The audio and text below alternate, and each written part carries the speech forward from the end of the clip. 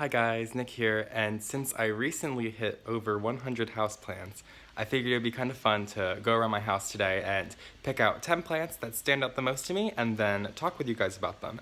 So it'll be my top 10 houseplants, if you will, and in no particular order. So I'm gonna go pick some out and then I'll meet you guys and we'll go ahead and get started. So I just want to start by saying it was so hard to pick just 10, and that these are no means my top 10 favorite plants. I feel like I have some other plants that maybe mean a little bit more to me, but these are my top 10 plants that look their best right now as of March 2018. As I said, these are in no particular order, so I'm just gonna reach for what's right in front of me. First off, I have this Peperomia puteolata, or tetragona. I've seen it multiple ways. It's called a parallel peperomia or a stilt peperomia, and this is one of the first peperomias that I got. Well, not this exact one, but a different one. I have multiple. And it just really stands out to me with its thick, succulent leaves and the beautiful parallel patterns that it gets. And it's a very easy grower. It likes to stay on the drier side, so it's pretty easy just to forget about it and still have it grow for you. As you see, it's got some leaves coming in right here, right now. So that's pretty exciting. And I just really love this plant. Peperomias have been really gaining popularity lately, probably because Miss Plant mogul Summer Rain Oaks says that they're her favorite genus, so just saying that might be the reason why, but I'm not mad about it at all because they're such beautiful plants. And then I guess I'll continue on my list with another peperomia, which is this right here, Peperomia verschaffeltii. So this looks very similar to the watermelon peperomia, but it's a little bit different. The leaves are a little bit thinner and they have a little bit more topography to them, which I absolutely love. It's raised, it's so cool. So this one's quite succulent as well as most peperomias are. This one stays on the drier side, just like my Peperomia puteolata. But I just adore the pattern on these leaves. I'm on the hunt for a watermelon peperomia, as everybody who doesn't have one is. So this one just looks very similar and really stood out to me when I found it at the Philadelphia Flower Show, might I add. So yes, just really love this plant. I love their little inflorescence that they get that look like little rat tails. It's so cool. But anyway, I just really love peperomia. There's so many different kinds. I know I say that about like every plant because there's so many different kinds of every plant, but there is just many, many different kinds of peperomia, and they all look so different, which is the amazing thing about them. Speaking of which, I have one more peperomia on my top 10 list. This one is a Peperomia rubella. So this one, to me, I love it because I feel like from far away, it just looks almost like it could be a weed. But then when you get up close, I might have to include some B-roll here, but the leaves are just so beautiful. They have these beautiful red stems, and they also have red undersides to their leaves, but then the leaves have this beautiful pattern that is just so beautiful. I have a lack of other words for it. It's just one of the prettiest things I've seen. It's almost like translucent, but it's like vein pattern, reminds me of one of those jewel orchids. So this one is definitely in my top 10 right now, and probably will be for quite some time. My number 4 houseplant, which you are probably expecting to see throughout this top 10, which is my Tradescantia spathacea Variegata.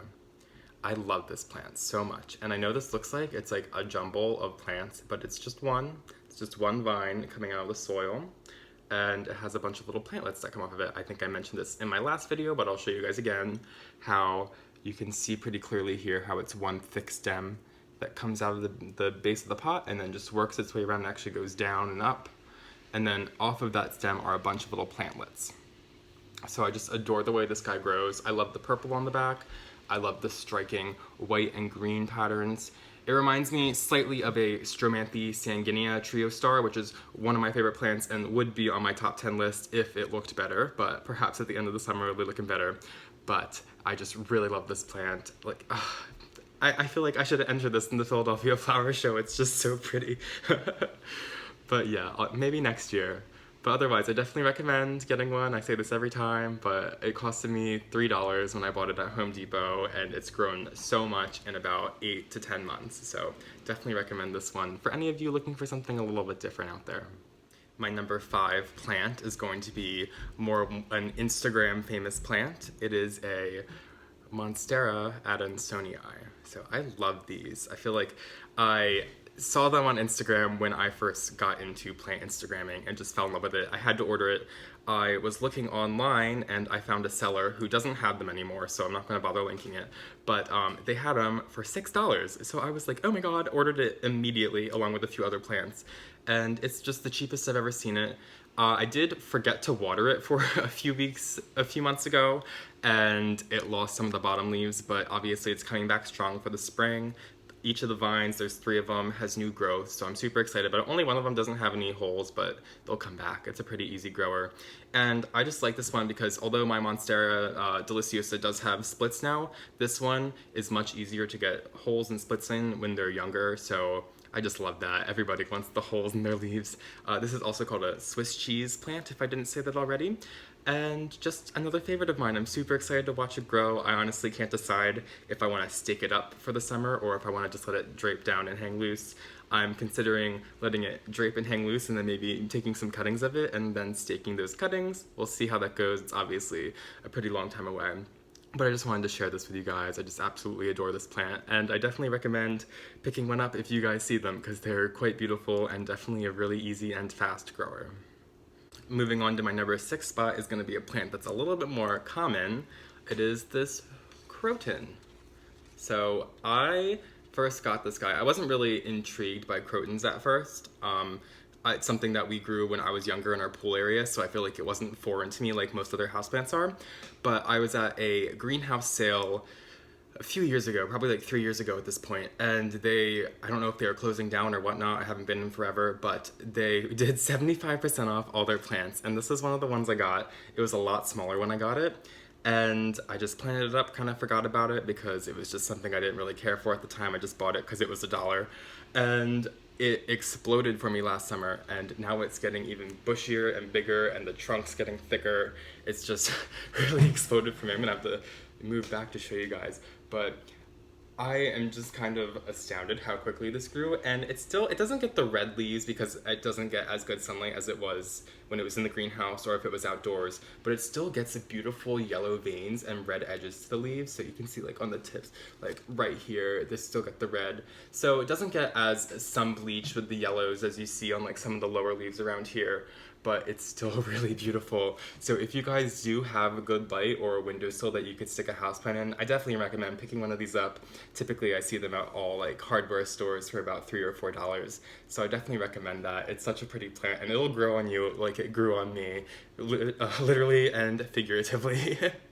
It wouldn't be a top 10 houseplants for me if I didn't include some Marantaceae members or prayer plant family members. So I have here my Calathea, concinna, Freddie. This is the first Calathea I got, and if you've seen my past YouTube videos, you might have heard me say that when I bought it, I didn't know it was a Calathea because I always heard how tough Calathea were and was scared of them. So when I accidentally bought this, well, not accidentally, I bought it purposely, looked it up, found out it was a Calathea, and I was like, oh crap. And I quickly learned that they're actually not that scary. They're really easy growers.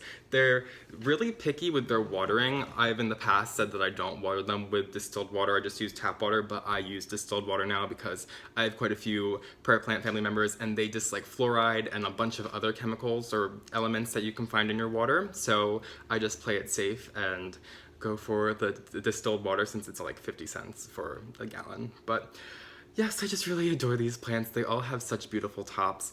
Other Calatheas have bottoms of their leaves that are different colors. These ones are just green, but other ones have red bottoms. I've seen purple, all super pretty. So I definitely recommend picking up a Calathea if you find it. They're not that scary. They like a bit lower light. Nothing likes low light, but they like, you know, bright, indirect sunlight, or they can be pulled back a little bit from a window that gets some direct sunlight.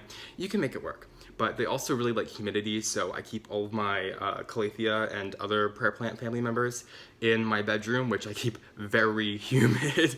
Like, I don't know how I'm gonna sleep in it this summer. I keep it so humid, but that's a story for another day. But yes, definitely grab a Calathea. They're so pretty. How can you not just like wanna grab one from just seeing this one right here? Another prayer plant family member, but in a different genus, is this Ctenanthe burle-marxii. Definitely one of my favorite plants. I know before I was saying these aren't necessarily my favorite plants, but this is definitely one of my favorites. I adore this fishbone pattern on the leaves, and it looks like when people pour the fancy lattes in the fancy coffee shops. It's just so pretty. And to top it all off, the bottoms of the leaves are purple. How pretty is that?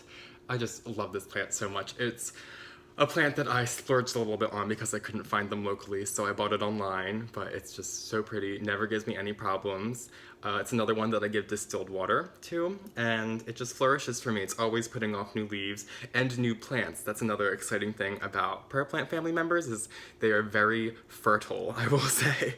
They love putting off offspring, or baby plants, whatever you want to call it. So just definitely recommend this. I've been seeing them a little bit more locally lately, which I'm kind of not that bummed about for me splurging, because I got this a little bit ago, long before I've seen them in person. So very happy about this. Love Tenanthes. I recently got another Ctenanthe, Ctenanthe liberciana. Can never pronounce it right. But this one is definitely my favorite of the two. My number 9 pick is something a little bit newer to me. It's this Ficus elastica variegata. So I was a little nervous when I first bought this plant because I have had other Ficus elasticas in the past and they've all died, except for one of my red ruby Ficus elasticas, which looks similar to this, but it has red leaves. They were all dying on me, and then that one just kind of held on, and now it's putting off new growth. Little insight to my houseplant tour, which you're gonna see, but I just am obsessed with this one. It's so pretty, and it's put up a new leaf for me. So I'm really excited. I'm really excited about all of them. Obviously, I get a little too excited about my houseplants sometimes, but that's okay. So I'm really excited to watch this one grow. I know they can get really big, and then the trunk is quite thick. So that gives me good hope that this one's gonna grow to be pretty big. So I'm gonna get this potted once I get some soil in this pot, and then let it flourish, and I'm so excited to see how big it's gonna get this summer. And my number 10 top houseplant is my string of hearts. I love this plant so much. You might have seen in one of my older YouTube videos, it was my Hertz Garden houseplant unboxing YouTube video. I got this, and it was probably about this long, as you can see on camera right now. And I was like, okay, that's fine. I was thrilled to find one because I've never seen them in person. But I got that in late December, like right before Christmas, and I'm filming this in late March. Let me just show you guys how much this has grown. Like, oh my God.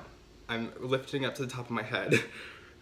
It has grown so much. It has grown at least 4 feet in 3 months. It is insane.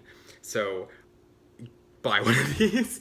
I know I'm not advertising, obviously. Nothing of my content is sponsored right now, but I just love this plant so much. If you ever see one and it's a good price, buy it, because if you put it in a window, it's gonna grow like crazy. I water it maybe once a month, maybe once every 2 or 3 weeks. It depends how much I notice it, because sometimes I just kind of put it on my shelf and it just drapes over everything and I forget it's even in a pot because it's just all over the place. But this is really one of my favorites. It'll probably be in my future top 10 houseplant videos just because it is so pretty, such a fast grower, and such an easy grower. I wasn't expecting it to grow as fast as it does because I grow a few other succulents. I'm not much of a succulent guy, I hate to say it, but I'm really not. And my other ones just don't really grow that fast. And so I wasn't expecting much out of this one, but it's just, oh, it's racing to the finish line. I'm gonna have to cut this back so much really soon because it's almost at the floor in my bedroom. So I don't wanna be stepping all over it, but then I can just get some more string of hearts and I can give it to my friends and all that. All right, thank you guys so much for watching my little video, my top 10 houseplants. Like I said, these aren't my favorites. They're just my ones that stand out to me right now as of spring 2018. And I'd love to hear from you guys what is either your favorite plant of my 10 or what your favorite plant is right now, because I just love plants and I love talking about plants. So I'd love to talk with you guys about them. All right, thanks again for watching and have a wonderful day.